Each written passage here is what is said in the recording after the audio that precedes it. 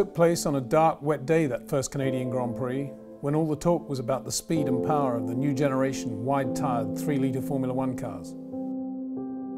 The sun shone over Montreal as the crowd prepared for their country's 50th race, where the talk is again about the speed of the new generation wide-tired hybrid Formula One cars.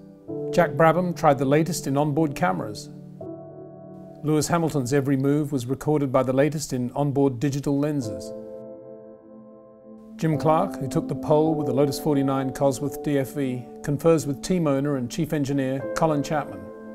Fernando Alonso receives last-minute words from his performance engineer, one of 20 or so engineers with the McLaren Honda team in Montreal. Clark took an immediate lead from teammate Graham Hill, with Jackie Stewart on the left in the BRM and Dan Gurney Eagle and Denny Hulme Brabham Repco on the right.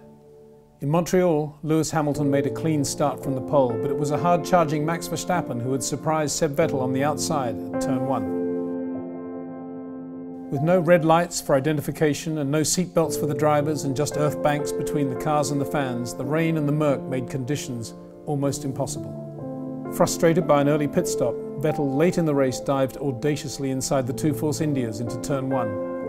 Due to the late arrival of Firestone tyres for practice, Clark also tried the Lotus 49 on Goodyears. In the early stages of the wet race, Clark's Firestones were inferior to the Goodyears of the Brabhams, the Eagle and Bruce's McLaren BRM, but Clark was peerless when the track began to dry. He was heading for victory when a late rain shower drowned the engine's electrics. Jim attempted to dry the system trackside, but the car was eventually retired. Lewis Hamilton was out on his own throughout most of the afternoon. He had taken his 65th pole and, on Pirelli tyres throughout the weekend, would win his 56th World Championship Grand Prix. Jochen Rindt, all reflexes, car control and aggression, was let down again by his Cooper Maserati. Here on Friday, he contemplates the mess caused by a broken engine starter ring. It wrecked the cylinder block and made a large hole in the Cooper's chassis and fuel tank. Fernando Alonso, all reflexes, car control and aggression, was let down again by his McLaren Honda when, heading for the team's first points of the season, the engine lost oil pressure in the late stages of the race.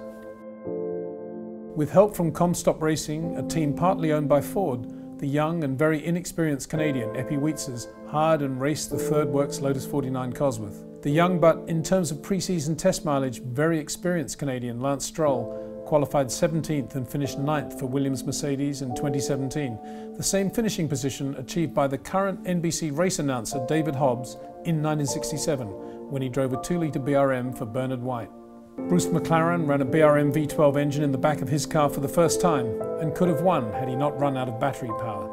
No big engine upgrades from Renault for the Canadian Grand Prix. Daniel Ricciardo beautifully maximised his Red Bull to finish third. Max Verstappen's Renault power unit ran out of energy store, or what Bruce McLaren would have called battery.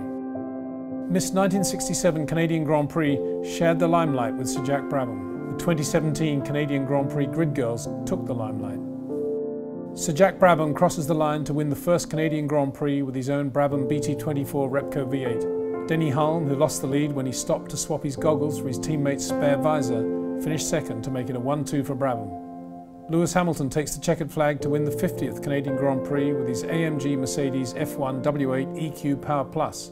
Valtteri Bottas, who stopped earlier for tyres than Lewis, finished second to make it a 1-2 for Mercedes.